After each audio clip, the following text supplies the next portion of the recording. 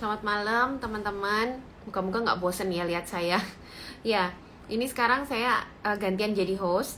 Akan bincang-bincang dengan Prof. Bimo tentang hoax vaksin COVID-19. Ya, mungkin banyak yang sudah membahas ini, tapi saya tertarik untuk membahas lagi dengan Prof. Bimo dengan ada beberapa update dari vaksin juga nih. Mungkin nanti kita akan ngobrol sedikit update-update yang ada ya.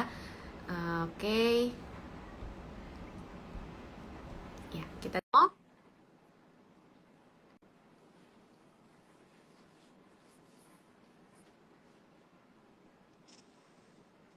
Halo Prof. Bimo. Halo dok, apa kabar? Baik, alhamdulillah. Prof. Bimo gimana? Alhamdulillah, bentar.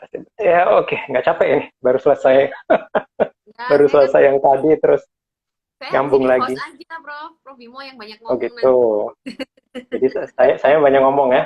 Dokter Ning Ya. terus tinggalin aja. Oke, Prof. Gimana nih kabarnya? Malaysia gimana, Prof? Malaysia kondisinya? Aduh, Malaysia hari ini yang tertinggi 5.000, 5.000 kasus. Oh, Jadi hari ini yang tertinggi. Jadi kelihatannya walaupun sebenarnya sedang di ini juga PSBB ya, tapi karena uh, sulit sekali untuk kembali ke PSBB kayak tahun lalu karena ekonomi kan memang sudah kondisinya agak berat ya kalau di lockdown kayak dulu. Jadi mm-mm. ya tidak ada hasilnya, jadi ya angka kasusnya tetap tinggi. Oke. Apa karena mutasi yang baru itu, Prof, yang masuk Malaysia itu ya? Oh enggak. Ini mutasi yang terakhir, yang apa, yang dari Inggris ya. Hmm. Itu baru terdeteksi bulan Desember kemarin, kelihatannya belum tersebar. Kalau Oke. saya lihat datanya, kelihatannya masih terisolasi di orang tersebut. Ya. Mm-mm. Karena di sini juga setiap orang yang masuk dari luar negara juga diisolasi, jadi lebih terkendali. Ya, Hanya penyebarannya memang penyebarannya lebih lebih luas karena itu ketidakpatuhan pada protokol kesehatan. protokol kesehatan. Ya, mungkin sudah Betul. mulai fatigue ya, Prof ya, pandemic fatigue ya. Betul, capek ya. Semua orang capek ya, kita juga capek. Jadi ya harus apa ya? Karena kalau adanya mutasi tidak bisa saya tutupi bahwa Mm-mm. dengan adanya mutasi yang baru ini dari Inggris, dari Afrika Selatan, ini cukup membuat kita agak khawatir ya, apalagi apa ada pertanyaan apakah mutasi ini menyebabkan vaksinnya menjadi tidak efektif ya. Jadi Mm-mm. ada banyak sekali pertanyaan-pertanyaan seperti itu. Jadi uh, kita harus back to basic kayaknya. Jadi 3M, Tiga 3T, pasti. iya back to basic karena 3M dan 3 itu karena 3M itu tidak peduli mutasinya mau gimana pun memakai masker itu tetap yang paling ampuh. Kalau vaksin itu bisa sedikit terpengaruh, ya vaksin bisa sedikit terpengaruh oleh mutasi, tetapi masker tidak terpengaruh. Ya. Jadi kalau kita pakai masker, memutasi gimana pun tetap bisa menghentikan penularan. Jadi kelihatannya setelah setahun pandemi kita harus kembali back to basic lagi. Benar kan dulu kan sempat Prof Bimo sempat bilang juga ya the best vaksin ya masker gitu loh. Kita kan Iya, Prof jadi Bimo sempat ngomong dulu ya. Waktu belum ada betul. vaksin. Mm-mm. Betul. Jadi dulu dari bulan Maret, bulan April itu saya juga bilang bahwa masker vaksin terbaik itu masker. Betul, Karena masker itu tidak peduli mutasinya gimana pun, masker itu tetap paling ampuh. Gitu. betul. Jadi kelihatannya kita harus kembali ke sana. Uh-uh. Iya, Prof. Betul, betul itu. Nah, kita malam ini mau ngomongin hoax nih, Prof Bimo. Mhm. Meskipun mungkin sudah banyak yang bahas ya, tapi saya mau dengar dari maksudnya dari kacamata Prof Bimo nih kalau hoax. Mungkin yang pertama ini Prof, ini kan banyak banget tentang itu ya apa microchip ya. Kalau dari Ya. kacamata Prof Bimo gimana sih vaksin microchip itu? Yang pertama yang mengembuskan isu microchip itu saya tidak tahu apa maksudnya. Jadi uh, memang yang namanya microchip itu memang ada ya. Artinya bahkan dari 20 tahun yang lalu, saya ingat banget 20 tahun yang lalu saya pertama kali ke Belanda ya. Itu saya baca majalah di pesawat KLM, itu sudah bercerita tentang microchip yang ditanam di bawah kulit. Ya, jadi kayak susuk itu. Fungsinya adalah untuk menggantikan dompet. Jadi nanti kalau bayar nggak usah ngeluarin dompet. Misalnya Scan lagi gitu ya. lagi lagi iya lagi berenang gitu kan nggak pakai baju kan, dompet ditinggal. Terus mau bayar apa-apa ya tinggal ditempelin aja yang microchipnya di bawah kulit, ditempelin aja jadi berfungsi kayak kartu kredit. Jadi sebenarnya bukan hal yang baru ya. Ya. Microchip itu memang memang ada dan dipakai secara meluas. Tetapi kalau vaksin, ya vaksin itu dipakaikan microchip, saya tidak tahu fungsinya apa. Di dalam tubuh juga, karena begitu kita divaksin ya, kita kan disuntik intramuskular di sini. Ya. Kemudian vaksin itu akan pergi ke apa, dibawa ke tiak ini apa namanya, lymph nodes ya, bahasa Indonesianya apa saya nggak tahu apa ya, kelenjar getah bening. Kelenjar getah bening, kemudian pergi ke hati, kemudian pergi ke tempat lain. Jadi posisi microchipnya di mana gitu? Karena microchip itu harus ada di satu posisi tertentu, ya, harus ada di posisi satu posisi tertentu sehingga mendeteksi sinyalnya itu tidak terganggu. Ya. Tapi kalau microchipnya itu letaknya terlalu dalam, ya, dan kemudian di dalam tubuh pergi kemana-mana, ke kelenjar getah bening, kemudian ke hati, ya, itu saya pikir sulit untuk dipahami kenapa harus dipakaikan microchip. Jadi menurut saya ini hanya imajinasi. Imajinasi, betul Prof. Ya, hanya imajinasi. Artinya ide itu ada untuk menanam microchip, tapi sengaja dipaksakan untuk menimbulkan ketakutan bagi orang-orang untuk divaksin. Ya, jadi secara logis pun untuk vaksin ini sepertinya teknologi itu juga nggak cocok gitulah ya, Prof ya. Tidak cocok, tidak logis ya, tidak logis, tidak cocok, dan saya pikir tidak perlulah dibayangkan, diimajinasikan sampai segitu jauhnya bahwa di dalam vaksin ditaruh microchip. Ya, oke. Oke, itu microchip, Prof. Terus ini kan yang heboh akhir-akhir ini kan orang sudah divaksin ya, beberapa pejabat itu terus diberitakan kalau positif. Terus banyak yang merasa vaksinnya nih yang bikin positif. Kita sudah pernah bahas sebenarnya ya. Dan itu sudah diprediksi kejadian-kejadian seperti ini ya, Prof. Tapi mungkin Prof Bimo ada tambahan lagi. Dijelasin lagi aja, Prof. Ya, jadi kelihatannya ini juga isu yang masih simpang siur di masyarakat karena ada beberapa kasus orang yang sudah divaksin, ya pejabat ya yang sudah divaksin kemudian dia positif COVID. Harus diingat bahwa mereka itu positif ya karena mereka terinfeksi oleh virus COVID ya, terinfeksi oleh SARS-CoV-2 ketika kekebalan itu belum sempurna ya. Kita lihat kabar dari di media massa misalnya seminggu setelah divaksin ya. Seminggu setelah divaksin kemudian orang tersebut positif COVID-19. Karena memang kekebalannya masih rendah ya. Kalau kita lihat sendiri dari hasil uji klinis vaksin Sinovac, itu kekebalan itu baru sempurna ya. Itu sekitar 28 hari setelah suntikan kedua. Ya. 28 hari itu berarti sekitar 3 minggu ya. 4 minggu ya, sebulan ya. Sebulan setelah suntikan kedua itu baru mulai sempurna. Jadi kalau seminggu setelah suntikan pertama, apalagi suntikan pertama ya, seminggu setelah suntikan pertama itu berarti orang tersebut tertular virus ya, bukan melalui vaksin, tetapi melalui tertular dari orang lain. Jadi tidak ada yang namanya divaksin terus positif COVID karena vaksin yang digunakan di Indonesia itu berasal dari virus yang dimatikan ya. Jadi virus yang dimatikan itu tidak bisa membuat kita positif kalau kita dites menggunakan swab test. Tetapi kalau dites menggunakan rapid antibody, ya mungkin positif karena antibody kita kan terbentuk. Dan itu yang kita inginkan.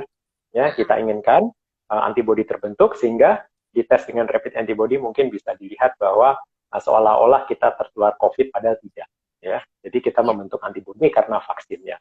Jadi tidak ada yang namanya positif COVID karena divaksin, itu tidak ada. Ya, oke, Prof. Nah, ini bicara antibody, Prof. Beberapa waktu lalu itu kan karena kasus ini ya, karena kasus ini terus ada diangkat juga. Jadi vaksinnya ini sebenarnya salah nih caranya, karena harusnya sempat ada ini Pak Ahmad itu sempat menjelaskan nih. Kita bicara Pak Ahmad ya, maaf ya Pak Ahmad ya.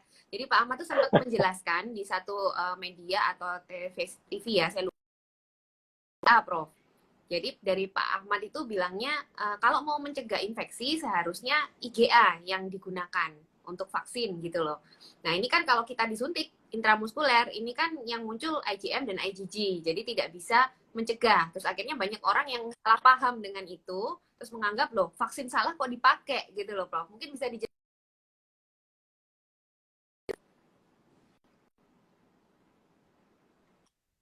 Ini agak ya sinyalnya, oke, sinyalnya udah balik lagi. Baik, jadi memang ada apa? Ini mungkin agak sulit untuk beberapa orang untuk dipahami ya, tapi mungkin harus saya jelaskan lagi. Saya coba dengan bahasa yang sederhana. Ya. Oke. Jadi memang ada kemungkinan setelah kita divaksin, ya, setelah kita divaksin, kemudian setelah 28 hari antibodi kita sudah terbentuk sempurna, ya, tapi kita masih bisa ketempelan virus, ya, masih bisa ketempelan virus. Maksudnya ketempelan itu apa? Maksudnya kita kemasukan virus tapi tidak sakit. Ya, artinya virusnya itu masih bisa menempel di saluran pernapasan kita, tapi kita tidak menjadi sakit. Ya. Hal ini terjadi karena vaksin yang sekarang kita pakai dan sebagian besar vaksin, ya, sebagian besar vaksin COVID yang ada sekarang itu tidak membentuk antibodi yang bisa melindungi saluran pernapasan kita. Ya. Jadi antibodi yang dihasilkan itu ada di dalam, di paru-paru, kemudian ada di darah. Maksudnya apa? Maksudnya supaya virus begitu masuk ke paru-paru, begitu virus masuk ke darah, maka akan langsung dihantam oleh antibodi. Ya. Tetapi di saluran pernafasan kita, di dinding saluran pernafasan kita itu antibodinya tidak terbentuk, namanya imunoglobulin A. Nah, makanya virusnya masih bisa nempel, tapi begitu masuk langsung dihantam antibodi, ya, dihantam oleh IgG dan IgM. Makanya virusnya hanya nempel di luar aja. Ini yang saya ilustrasikan seperti vaksin ini memproduksi antibodi, ibarat polisi, dia jaganya di dalam rumah. Tapi di luar rumah, imunoglobulin A tidak terbentuk. Jadi maling itu mondar-mandir di luar aja. Mondar-mandir di luar, ya, dia tidak berani masuk. Kalaupun masuk, langsung dihantam oleh antibodi. Ya. Oleh karena itu, kenapa orang setelah divaksin pun, setelah antibodinya terbentuk, tetap bisa ketempelan virus. Artinya tetap bisa ketularan virus dan menularkan virus, tetapi tidak sakit. Nah, oleh karena itu ini pentingnya untuk patuh pada protokol kesehatan, tetap memakai masker setelah divaksin. Karena apa? Karena masih banyak orang lain yang belum divaksin. Artinya kita oke, kita udah terlindungi dari sakit ya. Artinya virus nempel pun nggak akan menyebabkan kita sakit. Tapi kan masih banyak orang yang belum divaksin. Ya, apalagi vaksinasi ini mungkin akan molor, akan berlangsung mungkin selama 2 tahun dari rencana 1,5 tahun mungkin ya. Itu kan belum ada orang yang belum divaksin. Jadi kita harus melindungi mereka. Ya, artinya kita oke, selesai, kita terlindungi, tapi orang lain belum terlindungi. Makanya kita tetap pakai masker sampai 180 juta orang tervaksin, ya, sesuai rencana pemerintah. Baru setelah itu kita bisa pelan-pelan buka masker. Karena artinya apa? Artinya sebagian besar sudah terlindungi, kalaupun mereka terkena virus, mereka tidak sakit. Nah, jadi itulah kenapa masker tetap harus dipakai walaupun kita divaksin. Nah, kalau bicara imunoglobulin A tadi berarti betul yang kapan itu ya Prof ya, ada yang mau dikembangkan vaksin intranasal itu. Nah, itu kira-kira masuk akal nggak Prof itu kalau untuk nantinya pencegahan, benar-benar pencegahan gitu? Saya berpikir idealnya vaksin itu memang dimasukkan lewat hidung, Dok. Karena kita ingin meniru cara virus itu menulari kita kan lewat hidung ya. Dia masuk lewat hidung, kemudian saluran pernapasan kita membentuk antibodi, namanya imunoglobulin A, ya. Nah, vaksin yang ideal itu dimasukkan lewat hidung, ya, intranasal. Dan ini kita lihat di film misalnya Contagion tahun 2011, ya. Mungkin teman-teman semua masih ingat, itu vaksinnya dimasukkan lewat hidung. Kalau udah lupa, coba ke YouTube, coba dicek sendiri. Ketika udah ditemukan vaksin itu kan dimasukkannya lewat hidung. Nah, vaksin yang dimasukkan lewat hidung, dia meniru cara virus menulari kita. Artinya apa? Antibodi yang dibentuk pun nanti akan sama seperti antibodi yang dibentuk oleh virus. Ya. Ada yang bilang sudah ada 4 kandidat vaksin intranasal. Terima kasih atas informasinya. Tetapi yang sudah dites ya di uji klinis, saya tahu ada di Cina 1, kemudian ada di Inggris 1. Ya. Apakah di tempat lain ada atau tidak, saya kurang tahu. Tetapi paling tidak ada 2 yang sudah diuji klinis. Ya. Nah, ini memberi kita harapan. Ya, memberi kita harapan bahwa vaksin generasi kedua nanti akan lebih sempurna dari vaksin yang ada sekarang. Artinya antibodi yang dibentuk akan lebih lengkap, sehingga perlindungan yang kita dapatkan juga lebih lengkap. Jadi harapannya ke situ, Dok, kalau saya lihat. Oke, ya, ya betul. Tapi kalau untuk yang terinfeksi alami itu sebenarnya menghasilkan IgA juga nggak sih, Prof? Apa cuman IgM, IgG aja? Yes, menghasilkan IgA juga. Ya, mereka juga menghasilkan IgA. Dan apa IgA-nya ini bisa bertahan paling tidak selama 78 hari, paling tidak. Jadi cukup cukup lama, walaupun secara teori sebenarnya IgA ini kayak IgM, Dok. Dia cepat menurun sebenarnya. Iya, tapi dari hasil penelitian sementara itu bisa bertahan paling tidak 78 hari. Nah, itu memberi kita harapan kalau nanti vaksin yang lewat hidung, vaksin intranasal ditemukan, itu paling tidak perlindungannya itu agak lama. Iya, ya, betul. Itu nantinya kalaupun ada, tetap harus dua-duanya atau bisa intranasal aja, Prof? Kan kalau intranasal dia mengindus IgA aja atau IgM, IgG juga. Oh, semua, Dok. Jadi IgA juga, kemudian IgG, IgM juga. Ya, Oh, jadi cukup kalau ada intranasal, intranasal gitu ya, Prof ya? betul, betul. Lengkap. Iya, Oke. jadi sebenarnya ya vaksin intranasal ini sebenarnya bukan hal baru karena di Eropa dan Amerika pun vaksin flu untuk anak-anak juga lewat hidung. Jadi Oh, bukan sesuatu yang baru. di sini nggak ada ya, Prof, di Indonesia? Kayaknya kok saya belum pernah Belum, tahu. belum kayaknya. Karena kan sini vaksin flu kan nggak begitu dianjurkan kan, tapi di negara-negara yang mereka menganjurkan ya, apalagi anak-anak juga takut kan sama jarum suntik, nah itu mereka menggunakan vaksin flu intranasal. Jadi udah teknologinya udah biasa, bukan hal yang baru. Sip, sip. Oke, Prof. Kalau yang kemarin nih kejadian ada dokter habis divaksin, besoknya meninggal, Prof. Itu kalau dari Prof Bimo penjelasannya gimana? Ya tentu orang meninggal itu kan ada sebabnya ya, artinya jangan karena hari ini makan sate, besok meninggal, terus sebab kematian karena sate, gitu kan nggak logis ya. Ya, untuk dokter itu kebetulan sehari sebelumnya dia divaksin, kemudian hari berikutnya dia meninggal. Saya tidak tahu apakah diotopsi atau tidak, tetapi dari hasil apa yang ditemukan adalah di dalam mobilnya ditemukan ada obat jantung. Berarti beliau memang memiliki masalah jantung. Ya, jadi saya pikir artinya sehari sebelum meninggal itu kan banyak sekali aktivitas. Ya. Ada orang yang divaksin, ada orang yang makan sate, ada orang makan soto, ada orang merokok. Kok Ya, vaksin yang dituduh gitu? Kok ya, nggak soto, kok nggak sate, kok nggak yang lain gitu. Jadi saya pikir terlalu berlebihan lah kalau dihubungkan dengan vaksin. Dan lagi pula memang beliau kebetulan memiliki masalah jantung. Jadi dugaannya memang ke sana. Saya belum tahu apakah ada hasil otopsinya atau tidak. Apakah keluarga memberikan izin beliau untuk diotopsi, saya juga tidak tahu. ya. Oke. Nah, sebenarnya nih, Prof, kalau yang Sinovac nih ya, kita bilang yang platform virus mati nih, yang paling bahaya nih ya, kalau misalnya secara teori yang paling bahaya sampai meninggal itu seharusnya karena apa, Prof? Apa karena alergi atau karena apa? Gitu. Pernah nggak ada Sejauh kayak ini, gitu? ya sejauh ini virus yang sampai bukan virus, vaksin ya, vaksin yang menyebabkan orang meninggal itu sampai sekarang itu belum ada, ya, Oke. belum ada. Yang terjadi dengan beberapa orang di Jerman dan juga di Norwegia itu adalah orang-orang yang dari segi kondisi medisnya sebenarnya sudah tidak boleh divaksin. Artinya mereka usianya sudah 80 tahun ke atas dan kemudian mereka juga memiliki penyakit. Nah, jadi karena vaksin itu kan sebenarnya untuk orang sehat. Jadi mereka ini sudah dalam kondisi yang sebenarnya itu tidak boleh divaksin. Sama kayak operasi, Dok. Kalau misalnya ada orang tua ya dioperasi jantung, misalnya jantungnya bermasalah. Dokter kan juga mikir-mikir, oh ini sudah terlalu tua. Kalau dioperasi resikonya terlalu tinggi.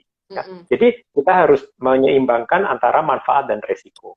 Nah, untuk orang-orang di Jerman, di Norwegia yang mereka meninggal setelah divaksin, itu yaitu seperti saya katakan mereka tua dan juga mereka memiliki penyakit yang sebenarnya tidak boleh divaksin. Nah, jadi oleh karena itu mereka kemudian di Norwegia mereka memperbaiki guideline-nya bahwa sebelum divaksin dokter harus memeriksa kondisi medis terutama untuk yang berusia 80 tahun ke atas. Kalau mereka memiliki penyakit, mereka frail, ya artinya mereka sudah lemah, itu mereka tidak boleh divaksin. Karena setiap vaksin ada efek sampingnya, ya. Setiap vaksin ada efek sampingnya. Untuk orang-orang yang sudah lemah, efek samping yang seharusnya ringan pada orang biasa untuk mereka itu bisa fatal. Nah, jadi itu adalah catatan khusus untuk orang-orang yang berusia 80 tahun ke atas dan memiliki penyakit. Karena kita lihat di negara Eropa sendiri proses vaksinasi itu berlangsung dengan sangat gencar. Jadi mungkin ada beberapa kasus di mana dokter agak overlook lah dengan Iya. orang-orang yang sudah tua dan juga memiliki penyakit berat. Untuk di Indonesia saya pikir kemungkinannya kecil sekali karena sebelum divaksin kan harus ngisi kuesioner dulu kan. Iya. Iya, ada penyakit ini enggak, penyakit itu enggak, penyakit ini enggak. Jadi kayak dokter aja, kayak penuturan Pak Menteri kan 15% nakes ternyata tidak bisa divaksin karena darah tinggi. Iya. Darah tinggi aja udah di Mm-mm. meja di meja kedua udah nggak lolos itu. Jadi saya pikir untuk di Indonesia akan sulit sekali untuk menjumpai kejadian seperti di Norwegia atau Jerman. Mm-mm. Karena screening ketatnya itu ya, Prof ya. Oke. Screeningnya ketat sekali. Saya pikir BPOM itu ketika memberikan EUA, memberikan izin darurat untuk vaksin Sinovac itu juga menetapkan syarat-syarat yang cukup berat. Ya. Jadi saya Ya, pikir kecil sekali kemungkinan kita melihat kasus seperti di Norwegia atau Jerman. ya, oke. Oke, Prof. Kalau untuk ini nih, mungkin tadi ada yang nanya. Oh ya, kalau untuk lansia sendiri, Prof, sekarang sudah ada vaksin, katanya Sinovac ada yang sedang diuji untuk lansia itu apa betul, Prof? Oh iya, Hmm. di Turki Sinovac dikasih ke lansia itu Iya, presiden Turki, iya Erdogan kan umurnya 66 tahun. 66 tahun dikasih vaksin Sinovac. Di Brasil juga mereka diberikan untuk lansia. Jadi sebenarnya tidak ada masalah. Hanya saja yang diambil oleh BPOM adalah hasil uji klinis di Indonesia, di Bandung, di mana hanya dibatasi pada umur 18 sampai 59 tahun, di mana syarat usia ini mengikuti syarat usia yang digunakan oleh Cina. Nah, Cina juga menggunakan tentang usia 18 sampai 59 tahun dan itu juga digunakan di Indonesia. Tapi Brazil dan Turki mereka menggunakan protokol berbeda, mereka memasukkan lansia dan hasilnya cukup bagus, ya hasilnya cukup bagus. Oleh karena itu Presiden Erdogan pun walaupun usianya 66 tahun juga divaksin dengan menggunakan Sinovac. Jadi secara sains sebenarnya vaksin ini aman untuk lansia, tetapi kita tunggu saja apakah BPOM akan memberikan izin untuk vaksin Sinovac diberikan kepada lansia. Hasilnya bagus itu artinya serokonversinya pun tinggi, Bro, pada lansia untuk Sinovac. Antibodinya terbentuk, tetapi untuk usia lanjut itu jumlah antibodinya, titer antibodinya agak rendah, dok. Ya, Oke. ya wajar kan karena respon imun mereka juga sudah agak lemah, jadi jumlah antibodinya agak turun, gitu. Ya, tapi aman juga ya, Prof ya, untuk Sinovac. Aman. Jadi tidak ada. Justru karena orang-orang tua, karena respon imun mereka lemah, justru efek sampingnya agak ringan. Kalau kita lihat Oh datanya, iya, ya betul juga. iya, efek sampingnya agak ringan karena respon imun mereka udah lemah. Jadi reactogenicity-nya juga agak rendah gitu. Ya, ya. Jadi ini iya, jadi salah satu hal yang menurut saya BPOM mungkin bisa mempertimbangkan supaya lansia ini dimasukkan ke gelombang pertama vaksinasi. Iya, apalagi yang tenaga kesehatan, Prof, juga masih banyak tuh dokter-dokter yang lansia tapi masih praktek itu banyak sekali. Ya, jadi harus Iya, di prioritas juga itu. Oke. betul. Sekarang untuk isu mutasi nih, Prof. Nah, ini kan isu mutasi ya, banyak sekali tadi yang kita sempat ngomong di awal. Jadi ada mutasi dari Inggris, mutasi dari Afrika. Nah, itu untuk terkait vaksin ini ada perkembangan nggak, Prof? Apakah ada vaksin yang memang sudah terganggu atau sampai sekarang semua masih aman? Iya, ini hal yang dikhawatirkan ya, di Mm-mm. mana sebenarnya secara teori virus COVID ini sebenarnya mutasinya rendah, ya, artinya kecepatan mutasinya rendah. Itu secara teori. Itu yang saya ajarkan ke mahasiswa saya, ya, bahwa kecepatan mutasi virus ini hanya separuh dari mutasi virus flu. Ya, Mm-mm. mahasiswa saya semua ngerti itu. Ya, Tetapi apa yang terjadi di lapangan sekarang itu ternyata tidak sesuai dengan teori. Apa yang oke. terjadi di lapangan sekarang? Mutasinya ternyata agak cepat. Ya. Karena apa? Karena penyebarannya yang tidak terkontrol. Jadi walaupun secara teori mutasinya itu lambat, tapi karena orang yang tertular itu sudah banyak sekali, sudah berapa puluh juta, saya nggak tahu 50 ya, sekitar 50 juta. Nah, karena sudah terlalu banyak, sehingga mutasi itu kemudian berjalan lebih cepat dari yang seharusnya. Ya. Mm-mm. Dan ini yang kemudian memunculkan kekhawatiran bahwa mutasi yang muncul sekarang itu mungkin akan berdampak pada vaksin. Mm. Urusan vaksin tentu tidak tinggal diam, ya. Mereka tidak tinggal diam. Mereka menguji apakah vaksinnya masih efektif terhadap mutasi ini, dan yang sudah menguji itu Pfizer, ya, Pfizer dan Moderna. Mereka sudah menguji dan kelihatannya ada efeknya sedikit, ya, ada efeknya sedikit terhadap efikasi vaksin. Tetapi yang paling jelas itu kelihatan itu di vaksinnya Novavax, ya. Mereka baru mengumumkan hasilnya itu kurang dari 24 jam yang lalu, jadi sekitar 15 jam yang lalu kemarin. Mereka mengumumkan hasil uji klinis di Inggris dan juga di Afrika Selatan. Mereka melihat bahwa vaksin mereka memiliki efikasi 90%, ya, 89,3% di Inggris, tetapi di Afrika Selatan, di mana banyak orang yang tertular virus yang sudah bermutasi, ternyata efikasinya hanya 60%. Ya. Jadi jauh sekali dari 90% ke 60%. Nah, ini adalah salah satu indikasi bahwa mutasi akan menyebabkan vaksin ini akan menurun efikasinya. Ya. Untuk Pfizer dan Moderna mereka melihat kelihatannya efeknya itu masih sedikit. Ya. Tetapi untuk Novavax, ya, walaupun saya harus lihat datanya karena baru pernyataan pers ya kemarin ya, saya harus lihat kembali datanya, itu kelihatannya efek dari mutasi itu agak mengkhawatirkan. Oleh karena itu, ya, untuk teman-teman semua, satu-satunya yang bisa menghentikan mutasi ini adalah masker. Satu-satunya.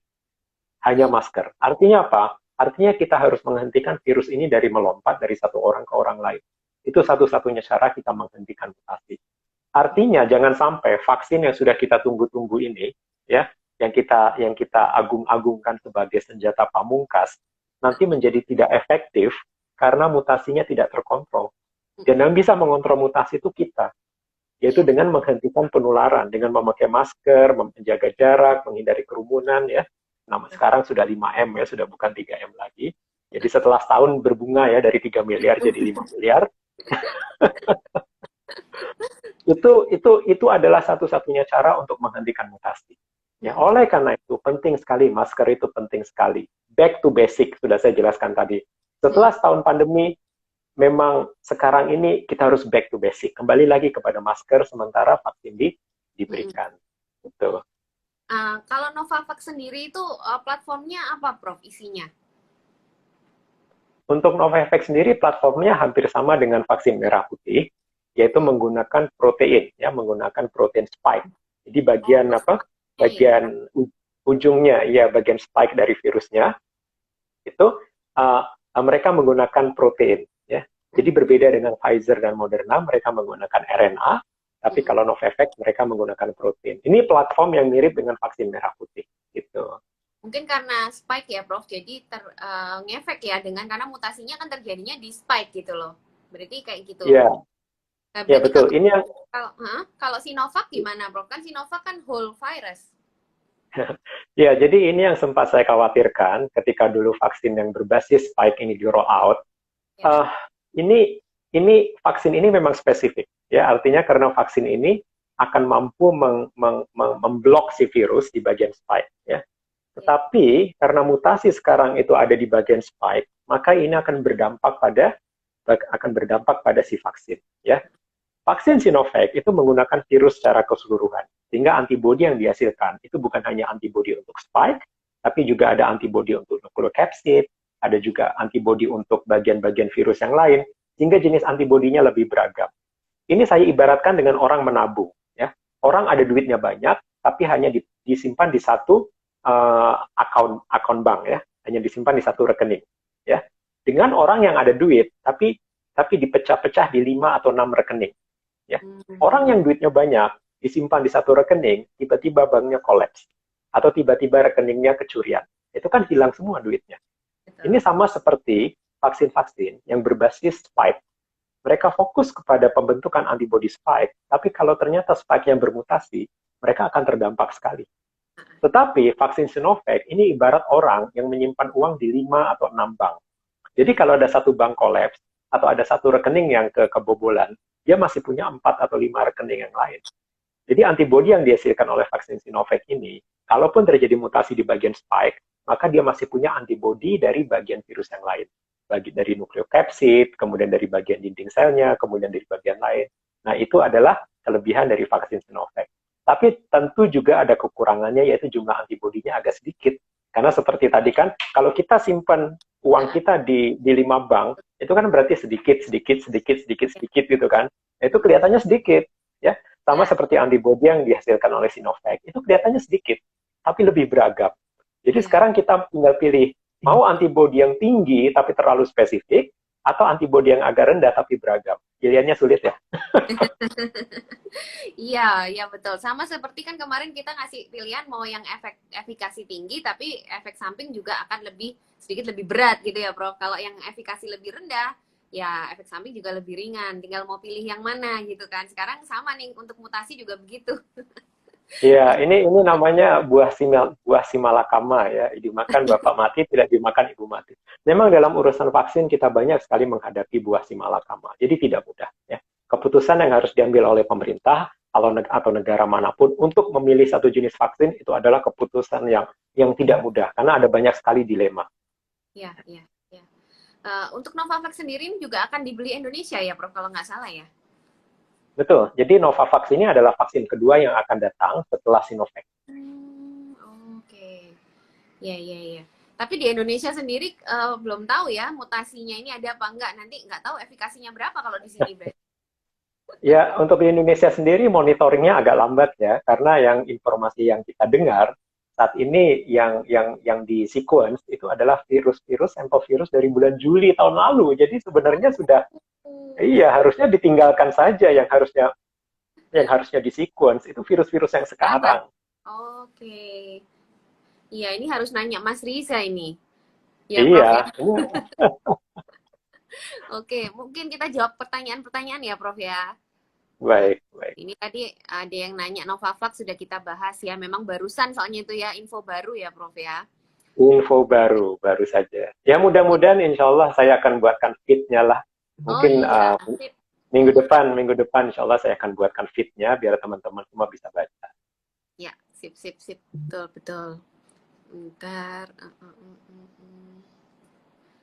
Nah, ini mengenai interval yang ini, Prof. Nah, kalau ini nanyanya maju. Kalau saya mau nanya yang Prof Bimo sering bahas itu.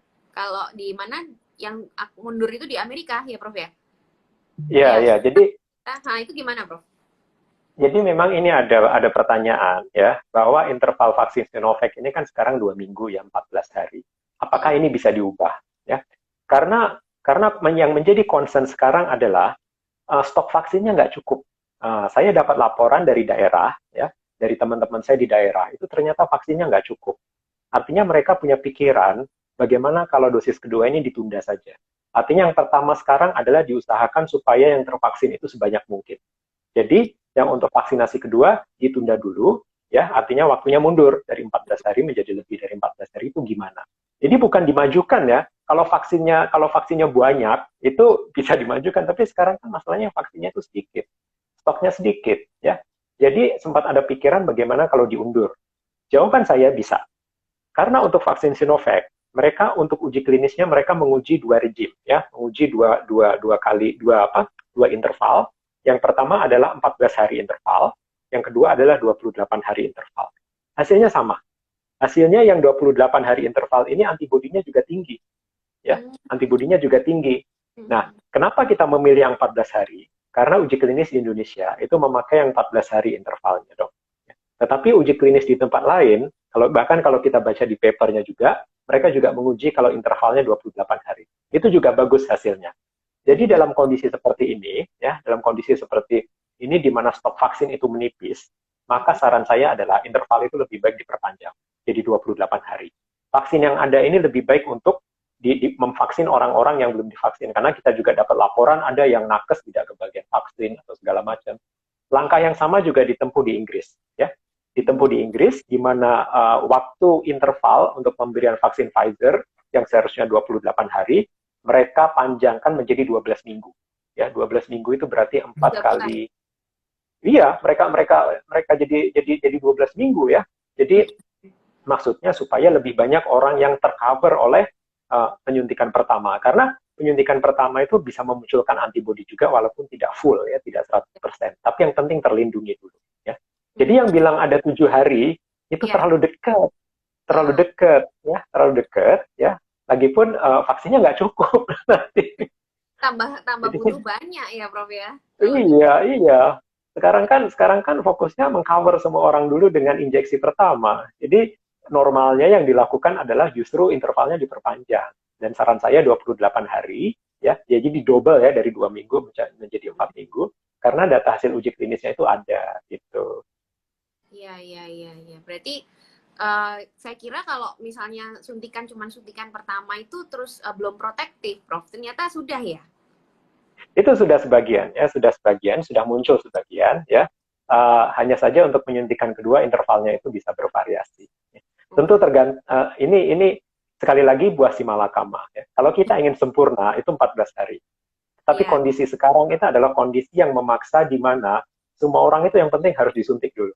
Gitu. iya. Karena nanti kalau vaksinnya sudah cukup, kita bisa kembali ke interval 14 hari. Tapi untuk saat ini saya pikir kalau memang stok vaksin itu nggak cukup, kalau memang laporan dari daerah itu benar, ya, Hmm, bahwa vaksin itu tidak sampai ke beberapa daerah, saya pikir harus dipertimbangkan untuk mengubah intervalnya jadi 20. 28 hari.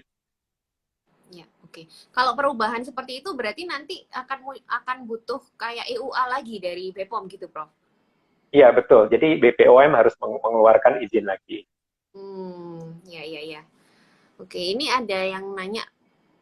Nah, ini Prof, kalau misalnya vaksin kedua tidak diberikan, apa benar dapat menyebabkan mutasi virus? Infonya banyak banget ya, saya malah nggak pernah dengar ini. Eh, saya Gimana, juga Prof? saya juga nggak pernah dengar bahwa kalau tidak diberikan yang kedua apa menyebabkan mutasi virus. Apa yang terjadi adalah perlindungannya tidak maksimal, itu aja. Karena Oh, antibodinya juga tidak maksimal. Karena dosis yang diberikan itu kan baru separuh. Yang ya, separuhnya lagi kan harus dikasih supaya antibodinya maksimal. Jadi ya, perlindungannya tidak maksimal, gitu aja. ya. Berarti belum ada hubungannya dengan mutasi ya, Prof? Oke. Iya. Ini sepertinya info-info kayak gitu itu banyak gitu loh di masyarakat. Oh ya, Prof Bimo kan pernah bilang ya kalau ada antibiotik itu yang juga kadang-kadang jadi ini apa? Jadi isi vaksin gitu ya, Prof ya. Dulu kalau nggak salah pernah jelasin juga. Nah, ini kan Sinovac ini kan ada beberapa alergi obat yang nggak boleh. Padahal kan kalau nggak salah isi vaksin Sinovac ini nggak ada antibiotiknya, Prof. Kalau kalau menurut Prof Bimo gimana? Isi vaksin Sinovac ini yang paling basic sebenarnya, yang paling sederhana ya. Jadi dari semua vaksin yang ada sekarang, Pfizer, Moderna, kemudian AstraZeneca, Sinovac, yang saya lihat yang komposisinya paling sederhana itu Sinovac, yang Ya, paling simple. Jadi materinya, jadi isinya itu cuma virus yang udah dimatikan, kemudian larutan buffer ya, larutan penyangga supaya pH-nya teratur ya, supaya pH-nya tetap di pH 7,4, kemudian aluminium hidroksida supaya respon imun kita lebih kuat ya. Kemudian garam dapur supaya ketika disuntik kita nggak terasa sakit. Udah gitu. Kalau kita lihat Pfizer, Moderna dan AstraZeneca itu isi vaksinnya itu banyak macam-macam gitu. Tapi tidak ada yang memakai pengawet ya. Tidak ada yang memakai pengawet. Ya. Sejauh ini saya tidak melihat mereka menggunakan merkuri, tidak ada. Bahkan yang menggunakan gelatin pun nggak ada. Jadi saya pikir dari segi kandungan vaksin tidak ada masalah. ya. Jadi harusnya kalau alergi-alergi obat antibiotik gitu sebenarnya harusnya nggak apa-apa ya Prof ya Sinovac ya. Kalau Harusnya ngelihat nggak apa-apa, harusnya mm, nggak apa-apa karena di dalamnya juga nggak dikasih antibiotik ya. mm, Jadi di dalamnya itu nggak ada, basic banget menurut saya juga ngelihat ini, wah ini kok basic banget, saya juga kaget. Tapi setelah kalau saya melihat vaksin-vaksin lain yang diproduksi oleh Sinovac ya seperti misalnya Anflu itu vaksin flu yang ya, diproduksi oleh Sinovac, isinya juga basic banget. Isinya cuman virus yang dimatikan, larutan buffer untuk menyangga pH, udah malah nggak pakai pengawet. Enggak, karena disimpan di suhu 2 sampai 8 awet. Jadi tidak perlu ditambahkan pengawet gitu. iya, betul betul. Oke. Ini Prof, ada yang menanyakan mengenai nah ini. Jadi ada beberapa nakes itu yang sudah divaksin, efek sampingnya itu mengantuk dan lapar. Apa memang ada di laporan uji klinis ya, Prof? Enggak ada. Saya juga uh, tidak ada di laporan uji klinis ya, tidak ada. Jadi saya juga tidak tahu kenapa ya. Jadi ya mungkin ya kalau ngantuk ya istirahat lah, kalau lapar ya makan lah.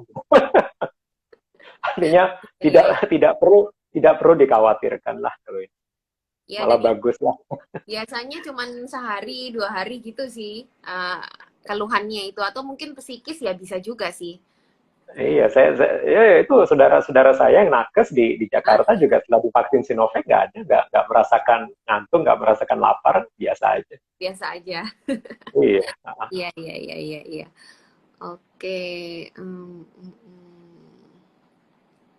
Nah, ini Prof. Ini kalau menurut Prof Bimo, antibodi nantinya tuh yang lebih bertahan bagus mana ya kira-kira yang alami atau yang dari vaksin nih, Prof? Eh, Tergantung vaksinnya. Agak sulit menjawab karena tergantung vaksinnya. Ya, Mm, kalau vaksinnya itu menggunakan virus yang dimatikan, itu antibodinya bertahannya mungkin sama seperti infeksi alami. Ya. Tapi kalau antibodi itu diproduksi dengan menggunakan RNA, ya, mm, itu mungkin bertahannya itu mungkin berbeda. Ya, apakah lebih sebentar atau lebih lama saya kurang tahu. Karena kan vaksinasi ini masih baru ya, artinya baru di roll out. Berapa lama antibodinya bertahan itu kita belum tahu. Bahkan dari hasil uji klinis di Bandung sekalipun mereka belum mengeluarkan hasilnya. Karena ini kan harus dilihat ya. mm. Kalau untuk infeksi alami kita sudah tahu 8 bulan. Ya. Minimal 8 bulan. Artinya bisa lebih dari 8 bulan. Mungkin feeling saya bilang setahun ya. Mm. Tapi untuk vaksin, ini kan baru mulai ya, baru dimulai. Jadi kita belum tahu apakah antibodinya itu bisa bertahan. Tetapi feeling saya kalau menggunakan virus yang dimatikan itu paling nggak hampir samalah dengan infeksi Alami. alami. Tetapi harus diingat ya, kita jangan terlalu fokus kepada antibodi. Artinya antibodi itu pasti menurun ya. Artinya antibodi itu tentara yang Mm. kalau musuhnya sudah nggak ada, ya dia akan kembali ke markas kan. Nggak ada tentara itu berseliweran di jalan kalau musuhnya nggak ada. Iya, Dia harus iya. kembali ke markas kan.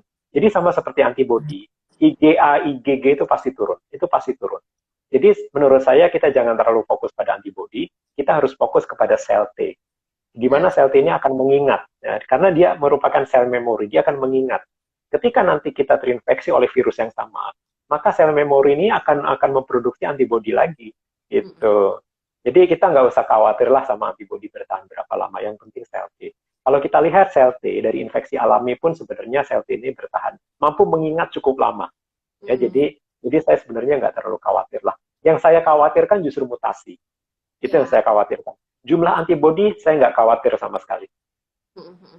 Tapi kalau untuk sel T sendiri, apakah vaksin-vaksin yang sudah ada ini sudah ada yang diteliti untuk dilihat sel T-nya, Prof? Untuk Sinovac tidak. Ya, untuk Sinovac tidak, untuk vaksin Ya. Sinovac juga tidak. Karena menurut teorinya biasanya kalau vaksinnya menggunakan sel yang virus yang dimatikan, itu efeknya ke sel T-nya itu agak rendah gitu. Hmm. Tapi untuk vaksin misalnya Pfizer dan Moderna itu mengaktifkan sel T. Itu ada ya, Ya, Prof, di ya. penelitiannya ya. Ada, iya, ada. Iya, iya. Oke. Nih, kita cari pertanyaan lagi, Prof. Ini. Ini. Nah, ini kalau ada hoax katanya vaksin curah dari Cina untuk Indonesia. Ini kalau nggak salah kan maksudnya bahan-bahannya dari Cina terus dibikin di Bio Farma, bukan gitu ya, Prof? Iya, jadi ini sebenarnya bukan hoax, ini adalah praktek yang sangat umum di dunia pervaksinan. Ya, artinya apa? Artinya kita tidak membeli vaksin dalam bentuk botolan. Artinya kita belinya dalam bentuk bahan baku, ya, dan kemudian dibotolkan di Indonesia. Hal yang sama juga dilakukan oleh Malaysia. Malaysia juga membeli vaksin Sinovac dalam bentuk curah dan kemudian nanti dibotolkan di Malaysia. Itu bisa menekan biaya produksi. Ya. Ya, Jadi ini ya. bukan hal yang aneh dan tidak perlu dihoaxkan, tidak perlu tidak perlu disensasikan karena ini adalah hal yang wajar dan sangat biasanya ini bisa menekan biaya produksi gitu. Kalau untuk anti vaksin itu semua bisa jadi hoax, Prof, gitu loh. Makanya ini pun jadi hoax ya, karena mungkin sebelumnya kan nggak ada yang pernah tahu ya tentang vaksin, tiba-tiba ada sesuatu gini kan ya langsung semuanya bisa jadi hoax gitu loh. Ya dalam dunia farmasi ini biasa. Dunia farmasi itu kan kita biasanya kalau beli obat ya, kita impor obat itu kan curah. Nanti Iya, kemudian dibotolkan di sini di negara masing-masing. Itu lebih murah dari segi biaya produksinya.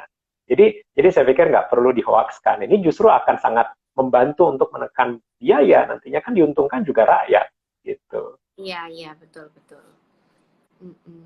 Nah ini Prof, ini juga menarik nih. Kalau misalnya setelah suntikan pertama dia positif, lalu untuk suntikan keduanya gimana Prof? Ini juga banyak yang sering nanya itu. Logikanya gimana? Harus ditunggu dulu ya, artinya harus ditunggu sampai gejalanya hilang ya. Ya kalau kalau OTG artinya 10 hari, dan setelah itu kalau tidak salah 14 hari ya. Setelah itu 14 hari kemudian bisa dilanjutkan dengan vaksin kedua. Itu. Oh berarti Atau penyintas, mungkin kalau untuk penyintas berarti boleh harusnya Prof ya? sebenarnya boleh, sebenarnya boleh. Karena untuk vaksin-vaksin lain kita lihat kayak Pfizer misalnya di uji klinisnya ternyata ada penyintas, bisa ya. Iya. Kenapa penyintas itu tidak dimasukkan dalam uji klinis? Karena apa? Karena nanti uji klinis itu kan sifatnya riset ya, Mm-mm. sifatnya riset. Mereka ingin melihat orang-orang ketika sebelum divaksinasi itu level antibodinya nol, ya Mm-mm. level antibodinya nol. Nah setelah divaksin itu antibodinya naik kan. Tapi Mm-mm. kalau penyintas, itu sebelum divaksin antibodinya sudah ada, sudah tinggi. Jadi ketika divaksin, nanti nggak bisa lihat efeknya, apakah vaksin ini memicu antibodi. Jadi dari segi riset, itu nanti sulit untuk melihat efeknya. Tapi ini kan kalau sudah masuk, vaksin sudah di roll out, ini kan sudah bukan riset lagi. Ya. Iya. Sudah bukan riset, artinya penyintas bisa diberikan vaksin, nggak ada masalah. Gitu. Mm-mm. Tapi kapannya setelah dia positif itu mungkin Dokter Ninggar punya punya penjelasan yang lebih bagus.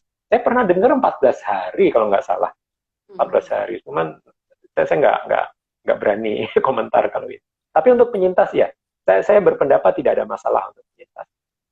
Dan kalau nggak salah WHO juga malah mewajibkan ya, yang penyintas tetap harus divaksin kan Prof ya, kalau nggak salah WHO atau CDC itu kalau nggak salah gitu. Uh, CDC kalau nggak salah, Iya. CDC ya. Mm. Saya Ya. harus cek lagi CDC karena sebenarnya bagus untuk meningkatkan antibodi ya, dan juga bagus untuk mengantisipasi virus yang bermutasi. Karena apa? Mungkin ketika kita terinfeksi ya, kita terinfeksi oleh varian A. Mm. Kemudian karena kita tahu bahwa vaksin ini ternyata masih efektif untuk varian-varian yang lain, dengan kita divaksin, maka kita juga memiliki kekebalan terhadap varian yang lain. Nah, oleh karena itulah kenapa untuk penyintas itu saya sangat sarankan mereka untuk divaksin juga. Ya. Tapi kalau pakai screening yang sekarang ada, itu sudah tereksklud, Prof. Nomor satu. Pernah Nah itu terkonfirmasi, itu langsung yes, ya udah langsung tereksklud gitu ya. Mungkin berikutnya ya. Mungkin berikutnya ini mungkin berikutnya, diprioritaskan dulu yang mungkin belum pernah ya, Prof ya. iya, iya. Ini juga vaksinnya kan baru sedikit, baru 3 juta dosis. Nanti kalau vaksinnya sudah ada, sudah banyak, nanti penyintas mereka harus divaksin juga. Ya, oke. Ini ada pertanyaan yang bagus nyambung tadi kita bicara penyintas, Prof. Ini apakah Ya. penyintas harus cek IgG kuantitatif dulu sebelum vaksin? Karena mungkin apakah ada kemungkinan ADE? Ini lagi, Prof, pertanyaannya.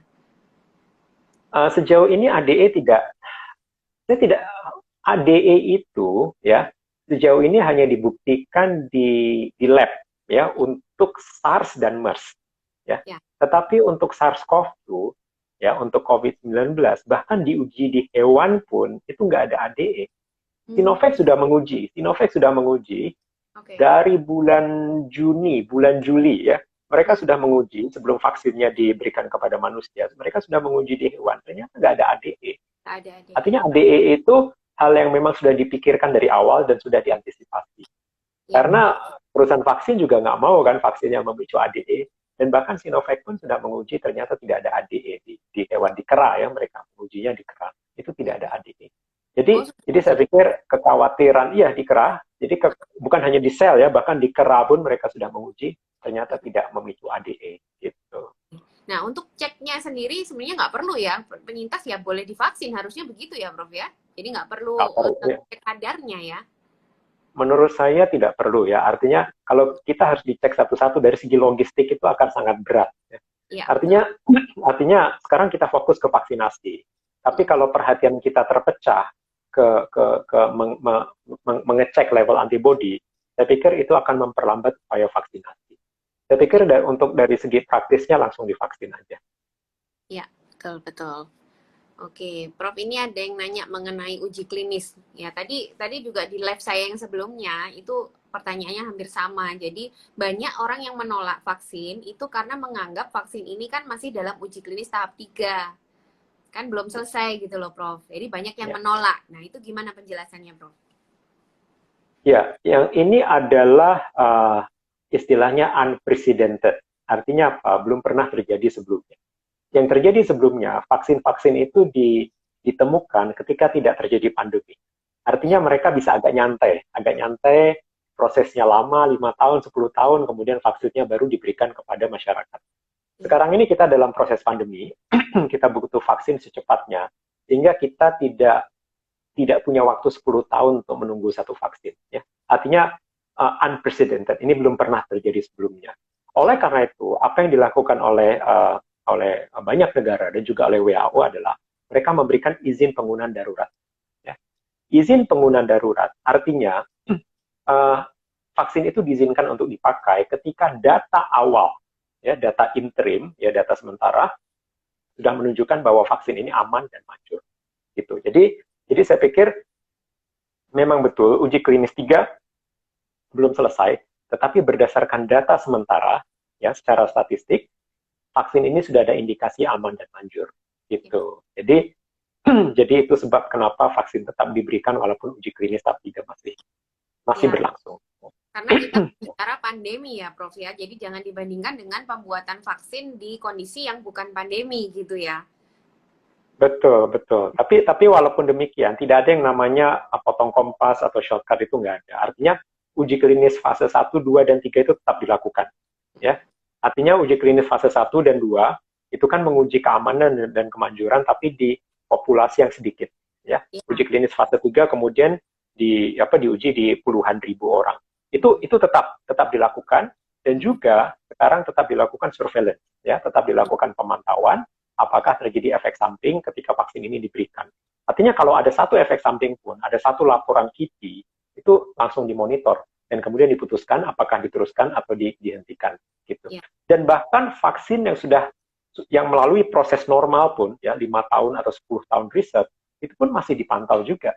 Masih dipantau apakah ada efek samping. Kalau ada efek samping, ya di stop.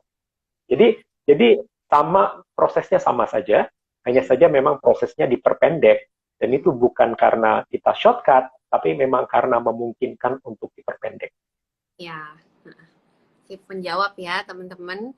Terus ini ada, oh ya, kalau untuk vaksin yang untuk comorbid sudah ada update belum ya Prof untuk sekarang? Apakah sudah ada vaksin yang nantinya bisa diberikan gitu untuk orang comorbid?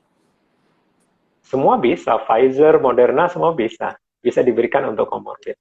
Ya harusnya Sinovac bisa ya harusnya. harusnya bisa karena dari segi efek samping Sinovac ini yang paling ringan, Dok. Yang paling ringan. Jadi sebenarnya saya cukup confident. Memang kekurangannya adalah efikasi, ya. Itu kekurangannya adalah efikasi, tapi dari segi efek samping ini yang paling ringan. Jadi untuk comorbid sebenarnya ini yang paling aman. Sebenarnya kalau untuk comorbid nih ya, Prof, benar nggak sih kalau saya pikir itu nantinya bukan masalah aman aja, tapi juga bisa turun efektivitasnya. Misalnya pada orang-orang yang sistem imunnya kurang baik gitu. Itu bisa nggak? Jadi mungkin bisa jadi kayak gagal gitu vaksinnya. Ya, betul sekali. Untuk orang-orang yang mengalami masalah imun, ya, artinya sistem imunnya lemah, memang ketika diberikan vaksin itu justru vaksinnya itu tidak efektif, ya. Artinya respon kekebalan yang dimunculkan itu lebih rendah. Memang ada kekhawatiran seperti itu. Oke, Prof, ini ada hoax lagi tadi, Prof, saya sekilas baca.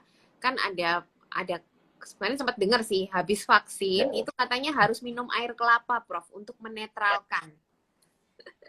Prof Bimo kan orang kimia nih, pasti ahli pH begitu tuh. Gimana nih? Ada hubungannya nggak sih, Prof? Vaksin itu disuntikkan di sini, ya, di bahu kita. Kalau kita minum air kelapa, itu minumnya lewat mulut, terus air kelapanya itu masuk ke lambung, sampai lambung pH-nya itu pH 2. Iya. Nggak ada hubungannya. Itu nggak ada hubungannya. Gimana hubungannya di bahu sama di lambung? Lambung pH-nya 2. Kemudian ketika disuntik vaksin Sinovac itu pH-nya 7,4. Ya, memang sudah netral pH. pH-nya sudah netral. pH-nya itu 7,4 karena menggunakan PBS, ya, phosphate buffer saline, ya, artinya larutan buffer fosfat menggunakan saline, menggunakan garam dapur, NaCl. Itu pH netral. Mau dinetralkan gimana lagi? Mending kelapanya kasih ke saya aja.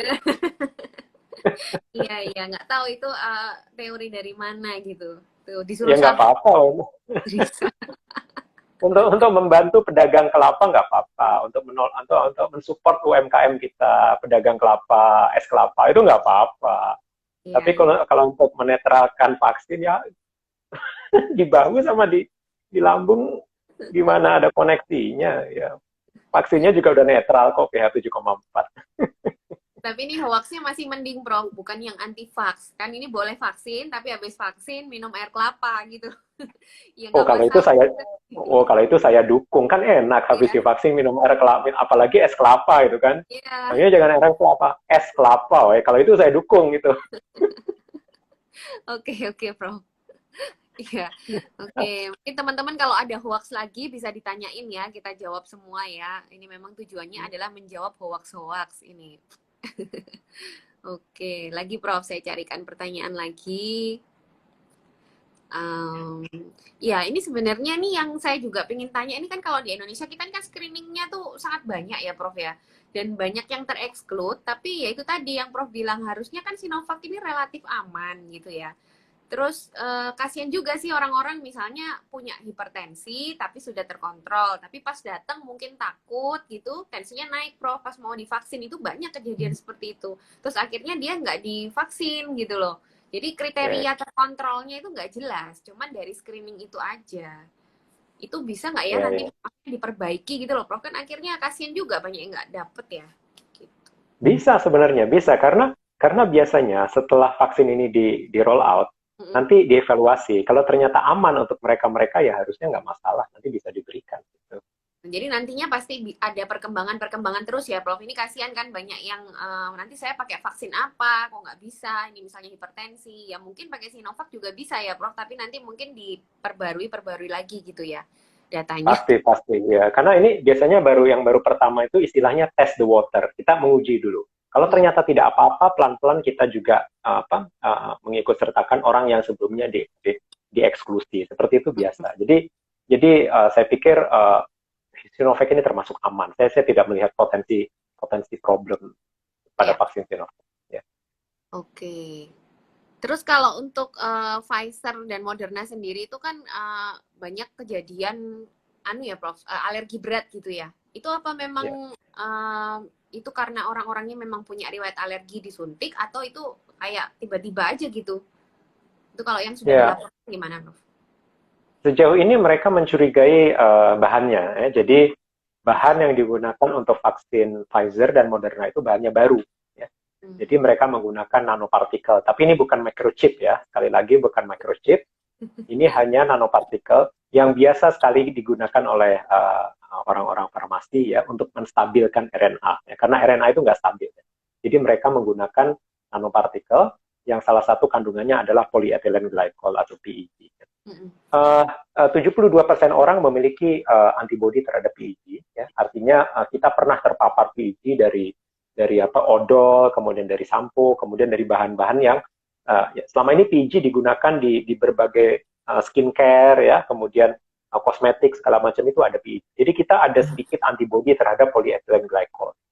Tapi sekitar 7% itu mereka memiliki alergi terhadap polyethylene glycol. Nah, ini kemungkinan reaksi alergi itu dimunculkan oleh polyethylene glycol karena mereka juga melihat yang sama di hewan percobaan.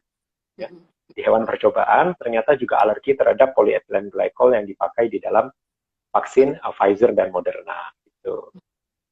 Berarti memang ada bakat lah. Maksudnya memang orang itu sudah ada riwayat alergi ya, Prof ya, harusnya ya. Angkanya itu Iya, berapa persen, Prof? Nggak banyak kan yang nggak banyak. Itu untuk Pfizer itu sekitar 1%, untuk Moderna itu 4%. oke. Okay. Ya. Ini ada yang nanya ini, Prof. Kalau untuk vaksin lain kehalalannya gimana selain Sinovac, Prof? Jadi yang dimaksud dengan definisi halal itu adalah tidak mengandung babi ya. Sejauh ini mereka tidak menggunakan bahan-bahan yang berasal dari hewan. Tidak. Pfizer, Moderna, mereka menggunakan bahan sintetik. Ya. Mm-mm. Dan juga dalam produksinya itu RNA itu disintesis, ya, tidak menggunakan bahan dari hewan dan tidak ada babi di dalamnya, tidak ada gelatin, jadi cukup cukup halal ya. Artinya Pfizer sendiri sudah mendapat approval dari komunitas Muslim di Britain, di Inggris, Hmm, karena memang tidak menggunakan bahan yang turunan dari hewan.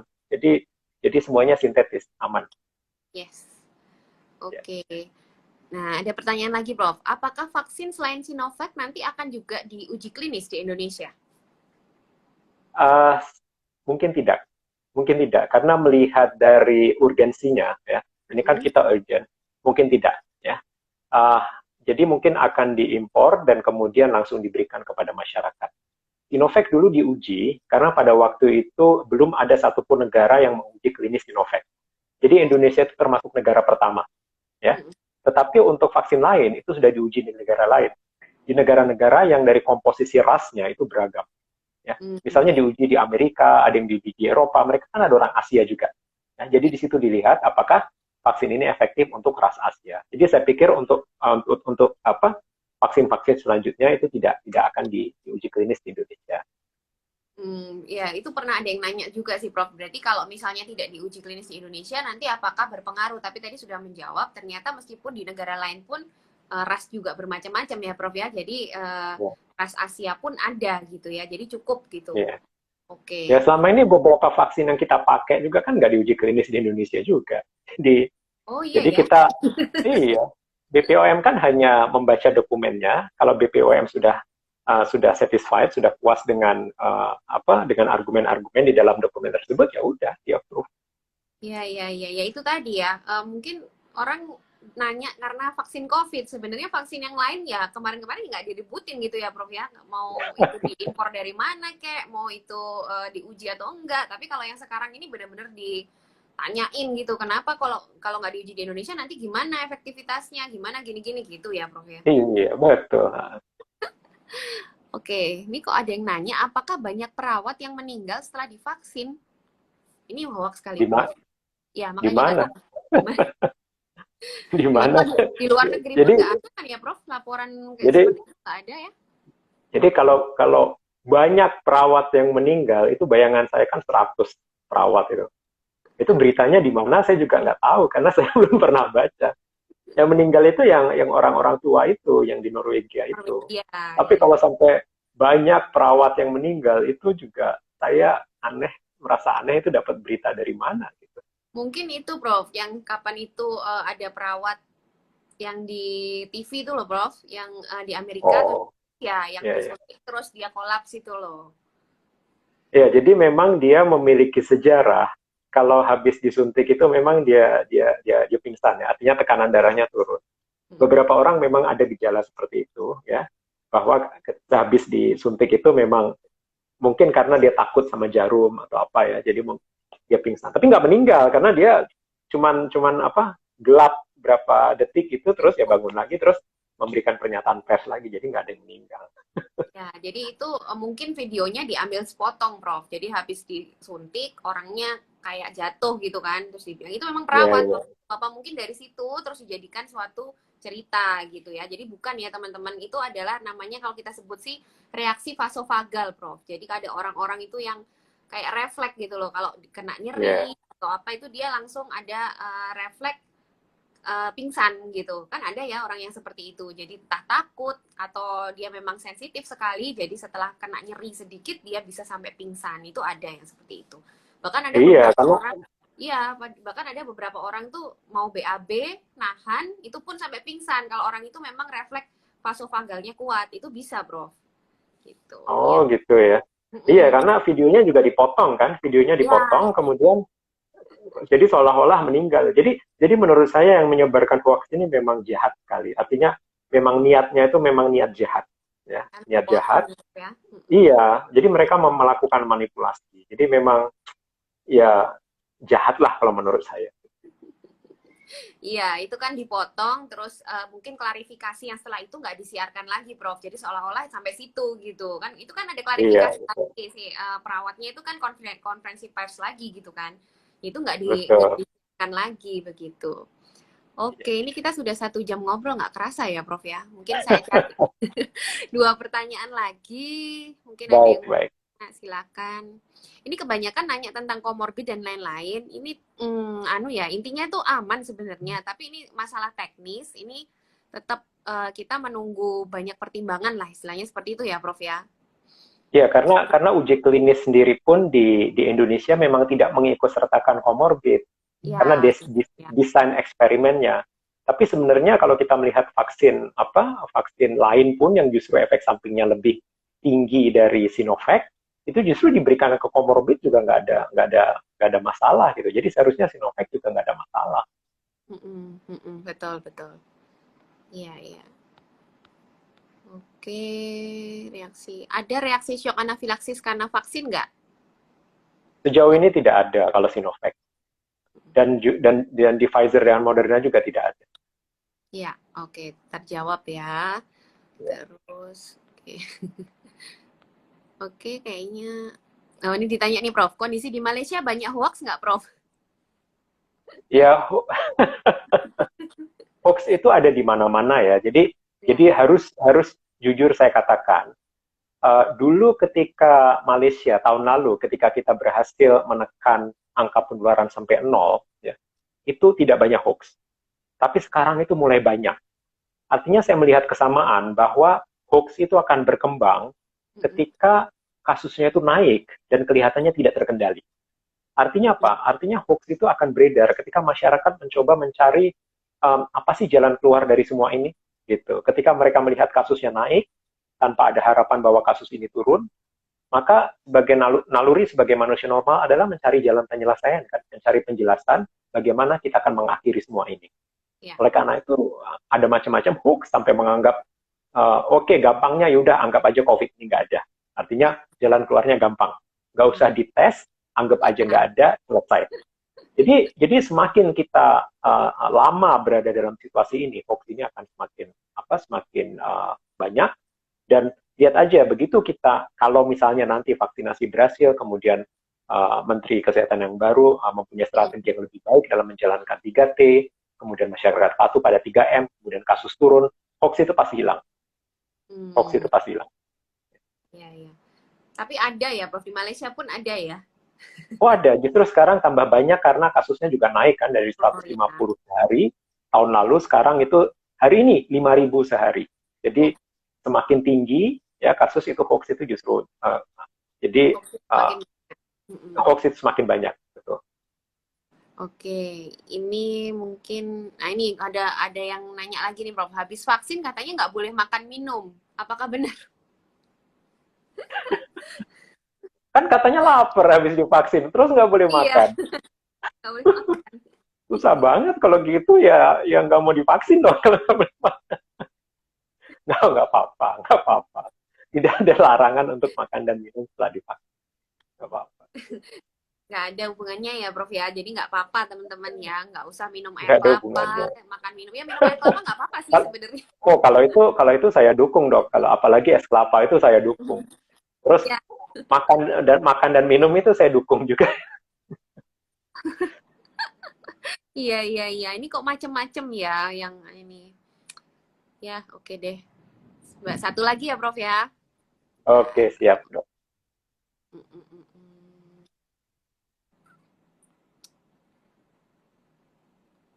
Nah, ini Prof. Apakah nantinya akan ada vaksin yang berbayar mandiri? Nah, ini kalau pendapat dari Prof Bimo gimana? Kalau Baik, vaksin mandiri itu. sebenarnya ide vaksin mandiri ini maksudnya adalah perusahaan-perusahaan mereka membeli vaksin, ya, mereka membeli vaksin dan kemudian diberikan kepada staf-staf mereka, kepada pekerja mereka. Ide ini sebenarnya ada di negara lain, ya. Seperti misalnya di Malaysia pemerintah meminta perusahaan-perusahaan untuk pakai dong duit lo udah dapat keuntungan banyak selama ini, pakai duit lo untuk beli vaksin, berikan kepada ya di Indonesia ini menjadi kontroversi, ya, di Indonesia menjadi kontroversi karena ada kemungkinan nanti membuka ketidakadilan sosial, ya. Artinya akan ada masyarakat yang lebih duluan mendapat vaksin, ya, karena perusahaan ini kan duitnya lebih banyak, mereka bisa membeli vaksin lebih cepat, sehingga mereka lebih dulu mendapat vaksin, sedangkan mereka yang mengandalkan vaksin dari pemerintah itu agak telat, ya, dan ini akan menciptakan ketidakadilan. Tapi kalau di negara seperti Malaysia, di mana akses vaksin itu lebih lancar, ya, itu justru perusahaan-perusahaan diminta untuk urun, untuk ikut Malah membiayai juga. gitu ya, Prof ya. Iya, untuk membiayai juga gitu. Jadi Jadi ibaratnya bukan hanya pemerintah doang yang beli, tetapi juga perusahaan-perusahaan itu juga harus ikut beli dong. Apalagi di Malaysia kan ada perusahaan sarung tangan karet gloves terbesar di dunia, Top Glove. Itu kan untung besar mereka selama COVID ini. Ya pemerintah juga bilang, lu untung besar ya, bantuin kita dong beliin vaksin untuk ribuan karyawan Anda ya. Mereka mau nggak mau juga harus kan. Tapi di Indonesia akan jadi masalah. Ya, di Indonesia jadi masalah, akan menciptakan gap nanti yang duluan divaksin dan mereka yang tidak kebagian vaksin karena mengandalkan vaksin dari pemerintah. Jadi tergantung konteks negaranya, Dok. Kalau di Indonesia kelihatannya masih agak belum cocok lah karena nanti akan ada banyak sekali masalah di lapangan gitu. Iya, nanti ujung-ujungnya dituduh bisnis lagi ya, Prof ya. Seperti kayak kemarin. Betul. Iya, nanti kan akan ada banyak penyelewengan ya. Jadi saya pikir untuk sementara ini ide itu harus dikaji lagi. Iya. Oke, Prof. Untuk penutup nih, banyak yang nanya tadi gimana caranya menjelaskan ke orang-orang yang masih menolak vaksin karena percaya hoax ini, Prof. Silakan Prof Bimo. Saya selalu percaya bahwa orang Indonesia itu memiliki mentalitas ikut-ikutan. Artinya apa?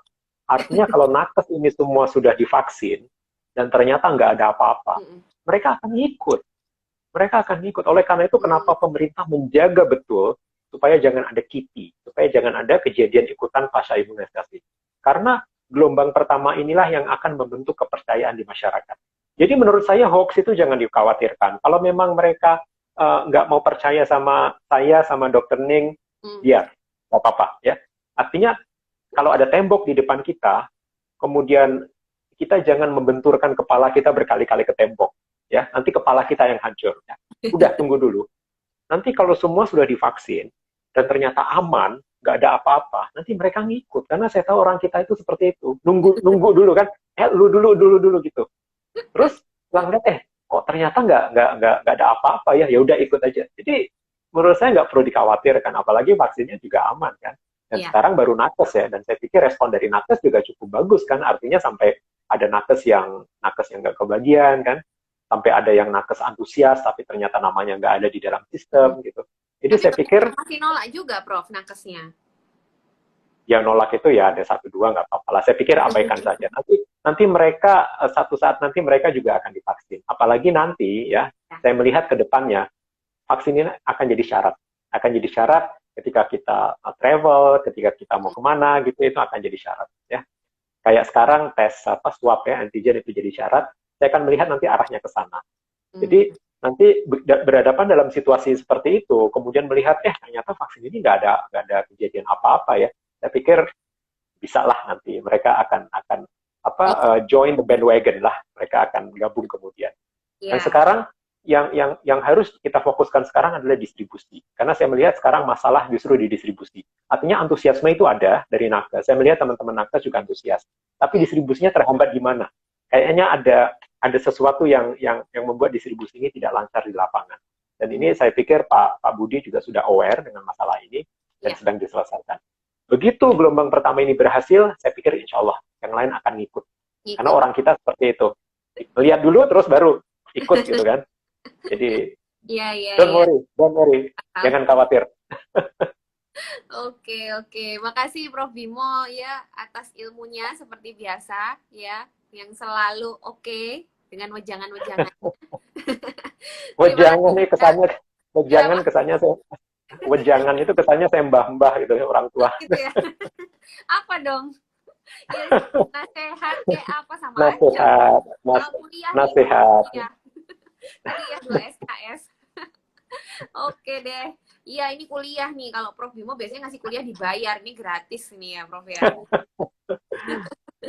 Oke deh. Makasih banyak ya Prof Bimo atas waktunya. Teman-teman juga yang sudah join. Semoga ilmunya bermanfaat. Ini semoga bisa di-save. Nggak ada masalah ya Prof ya. Kayak biasa-biasanya. Biasanya kalau vaksin aman. Kalau vaksin biasanya aman. Oke. Yaudah. Selamat malam Prof Bimo. Makasih teman-teman semua. Sampai jumpa di IG Live berikutnya. Oke. Oke, Dr. Ning. Terima kasih. Bye.